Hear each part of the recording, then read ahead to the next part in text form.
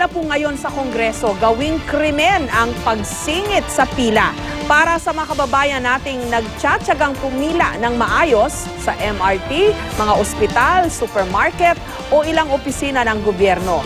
Alam nila na minsay masusubukan talaga ang iyong pasensya kung sakaling magulangan ka sa linya.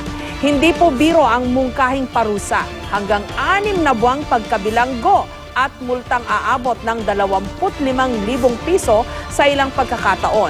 Ayon sa mga kongresistang nasa likod ng House Bill 3953, kailangan kasing turuan daw ng leksyon ang sinumang aasta na mas may karapatan silang mauna sa iba.